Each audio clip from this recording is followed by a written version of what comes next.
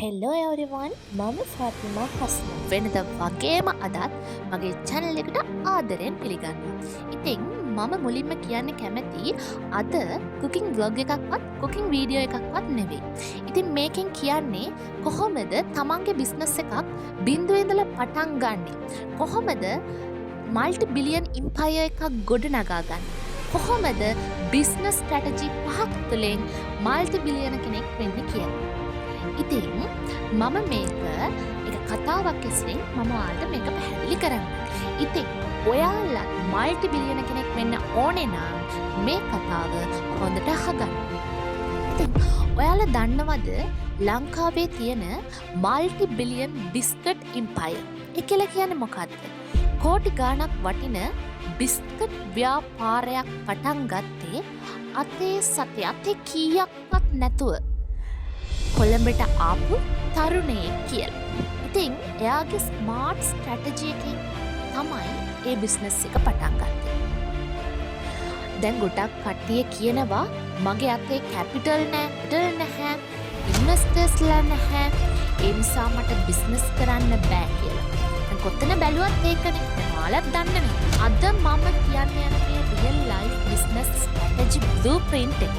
ඒ කියලා කියන්නේ ව්‍යාපාරයේ රහස් සැලසුමක් තියෙන. අනිවාර්යෙන්ම අන්න ඒක ඔයාලා ඇහුවොත් ඔයාලගේ මුළු බිස්නස් මයින්ඩ්සෙට් එක ව්‍යාපාරික මානසිකත්වය වෙනස් වෙනවා. ඒක අනිවාර්යෙන්ම සල්ලි කීයක්වත් නැතිව ඔටෝමේෂන් ස්කේලින් හරහා ලංකාවේ විශාලම බ්‍රෑන්ඩ් එකක් ගොඩනැගුවා.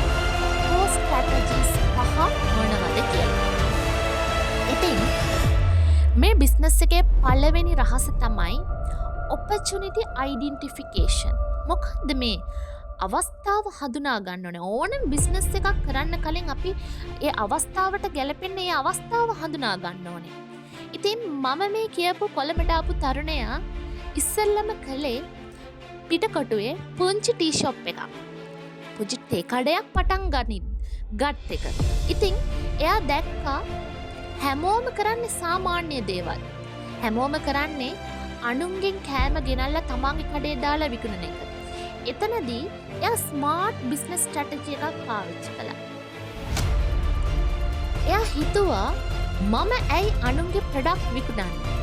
මට පුළුවන්නේ මගෙම කියලා වෙනස් ඉන්-හවුස් ප්‍රොඩක්ට් එකක්. තමන්ගෙම කියලා නිෂ්පාදනයක් පටන් ගන්න. අන්න එතනදී එයා කළා අනුන්ගේ බිස්කට් එයා ගන්න ගියේ නැහැ. එයාගේ ටී ෂොප් එක පිටිපස්සේ ඉඳගෙන තමන්ගේ ෆ්‍රෙෂ් බිස්කට් හදන්න පටන් ගත්තා.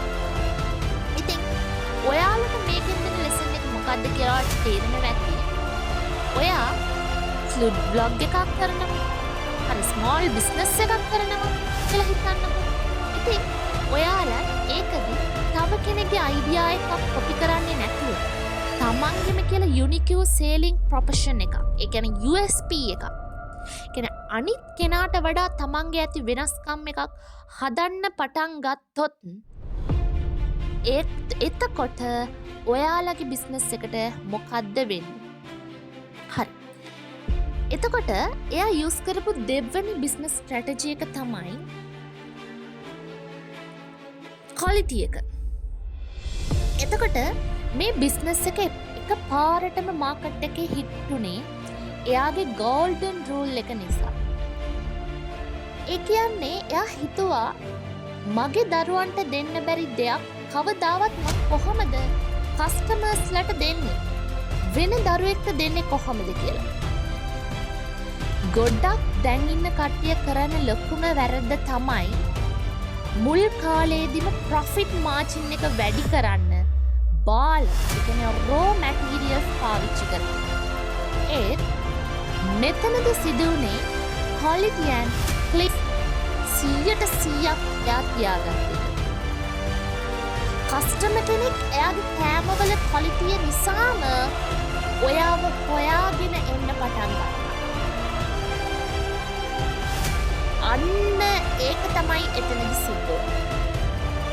එතනදී ලෝකයේ තියෙන හොඳම මාකටිං ක්‍රමය වෙන word of mouth marketing. මොකක්ද වර්ල්ඩ් ඔෆ් මවුත් මාකටිං? ගොඩක් කට්ටිය ගැන දන්නේ නැහැ. අතන තියෙන කඩේ මාර රහයි, මාර ක්වලිටි, හොඳම ප්‍රොඩක්ට් එකක් තියෙනවා. ඔයා ගිහිල්ලා තව කෙනෙක්ට කියනවා. ඒ කෙනා තව කෙනෙක්ට කියනවා. එහෙම ප්‍රචාරණය වෙනවා. අන්න ඒකට තමයි කියන්නේ වර්ල්ඩ් ඔෆ් මවුත් මාකටිං කියලා. එතකොට එතනදී අපි අපේ බිස්නස් ලෙසන් එක මොකද්ද? මුල් කාලයේදී ප්‍රොෆිට් එකට වඩා කස්ටමර් ට්‍රස්ට් එකට ෆර්ස්ට් ප්‍රයොරිටි එක දෙන්න. අන්න ඒක තමයි දෙවනියට එයා යූස් කරපු බිස්නස් ස්ට්‍රැටජි. එතකොට දෙවනි එකත් හරි. දැන් අපි තුන්වෙනි එක බලමු. එතකොට එයා මෙතනදි කරේ ඉන්වෙස්ට්මන්ට් ඇන්ඩ් බ්‍රෑන්ඩ් බිල්ඩින් කරන එක. ඒ කියන්නේ කෑෂ් ෆ්ලෝ මැනේජ්මන්ට්.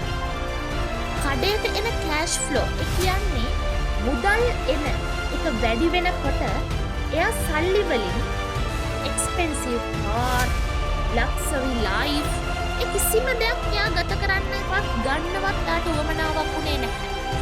එයා කළේ රීඉන්වෙස්ට්මන්ට් කරන. ඒ කියන්නේ එයාගේ ලාභය ආපහු බිස්නස් එකට යොදාගත්තා. එයාට චූටි ප්‍රොෆිට් එකක් හම්බුණා. ඒ කියන්නේ මැනුවල් මැෂින් එකක් ගත්තා. ඒ චූටි ප්‍රොෆිට් එකෙන් එයා ගත්තා එයාගේ බිස්නස් එකට මැනුවල් මැෂින් එකක්. අතින් ක්‍රියාත්මක කරන මැෂින් එකක් කියලා හිතන්නකෝ.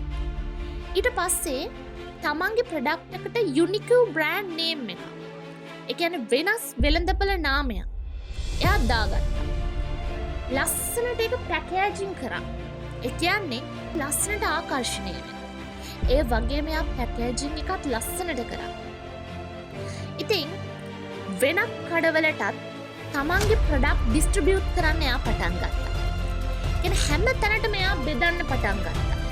එතකොට මෙන්න මේ තුන්වෙනි බිස්නස් ස්ට්‍රැටජි එකකින් අපිට ලැබෙන පර්සනල් එක්ස්පෙන්සස් මොනවද? එයා කරේ තමන්ගේ දේවල් වලට එයා වියදම් කරන්නේ නැතුව එයාගේ ලාභේ එයාගේ බිස්නස් එක තව ඩෙවලොප් කරන්න එයාගේ බිස්නස් එක බ්‍රෑන්ඩ් කරා, ඉක්විප්මන්ට් ගත්තා, රීඉන්වෙස්ට් කරා. අන්න ඒ වගේම තමයි එයා සිද්ධ කරේ. එයා කවදාවත් ලක්ෂරි කාර්වත් ලක්ෂරි ලයිෆ් එකක්වත් දැන් ඉන්න කාලේ එකට එහෙම කරන්නේ. ඒ කිසිම දෙයක් එයා කරේ නෑ. ඒක තමයි එයා සිද්ධ කරේ. එතකොට එයාගේ හතරවෙනි ස්ට්‍රැටජි එක මොකද්ද? Moving from operator to owner. ඒ කියලා කියන්නේ මොකද්ද? දැන් එයාගේ ප්‍රොඩක්ට් එකට හයි ඩිමාන්ඩ් එකක්, ලොකු ඩිමාන්ඩ් එකක් තියෙනවා. ඒත් එයාට ඒ බිස්කට් ටික තනියම එයා බිල්ඩ් අප් කරොත් බිස්නස් එක එයාට තව දුරටත් ලොකු කරන්න බෑ කියන අයිඩියා එක එයාගේ ඔළුවට ආවා. අන්න ඒ නිසා එයා ලංකාවේ පළමු වතාවට ඔටෝමේටඩ් බිස්කට් ෆැක්ටරි, ඒ කියන්නේ ස්වයංක්‍රීය බිස්කට් කර්මාන්ත ශාලාවක් එයා පටන් ගත්තා. කෑම හදන්න, කෑම පැක් කරන්න, accounts බලන්න ස්කිල් ටීම් එකක් එයා දාගත්තා. එයා සියලුම වැඩ තනියම කරන්නේ නැතුව ඔක්කොමලට බෙදාගෙන එයා තමන්ට responsibilities බාර දුන්නා. එතකොට මේකෙන් අපිට ගන්න තියෙන වැදගත් ලෙසන් එක මොකක්ද? තමන් විතරක් වැඩ කරන්නේ නැතුව එයා සිස්ටම් එකක් හදන්න පටන් ගත්තා. එතකොට ස්ට්‍රැටජි එකේ පස්වෙනි ස්ට්‍රැටජි එක මොකක්ද? පස්වෙනි එක සහ අවසාන ස්ට්‍රැටජි එක තමයි ස්කේලිං ඇන්ඩ් එක්ස්පෙන්ෂන්. ඒ කියන්නේ මොකද්ද? ව්‍යාපාරය විශාල කිරීම. එයා ලංකාවට විතර සීමා කරලා එයා මේක කරේ නැහැ. එයා හැදූ සිස්ටම් එක සහ බ්‍රෑන්ඩ් ට්‍රස්ට් එක පාවිච්චි කරලා ලෝකයේ රටවල් 35කට වඩා වැඩි ප්‍රමාණයකට එක්ස්පෝර්ට් අපනයනය කරන ග්ලෝබල් බ්‍රෑන්ඩ් එකක් බවට එයාගේ බිස්නස් එක එයා ඩිවලොප් කරගත්තා. අතේ පුංචි ගානක්වත් නැතුව කොළඹට ආපු තරුණය සීක්‍රට් ෆෝමියුලා මේකට කියන සීක්‍රට් ෆෝමියුලා අද ගොඩක් කාලේ කට්ටිය දන්නේ නැහැ. බිස්නස් එකක් පටන් ගත්ත ගමන් එයාලා ඩවුන් වෙන්නේ මෙන්න මේ වැරදි නිසා. මේ පහම ඔයාලා සිද්ධ කරත් ඔයාලගේ බිස්නස් එක ඩෙවලොප් කරගන්න පුළුවන්. මම කියපු මේ බිස්නස් ස්ට්‍රැටජිස් පියවරෙන් පියවර ඔයාලා පාවිච්චි කරොත් අනිවාර්යෙන්ම ඔයාලටත් හොඳ බිස්නස් එකක් ගොඩනගා ගන්න පුළුවන්. දැන් මම මේ කියපු කරුණු වලින් දැන් ඔයාගෙන් අහලා බලන්න ඔයා අද පටන් ගන්න ඉන්නේ මොන වගේ බිස්නස් එකක්ද?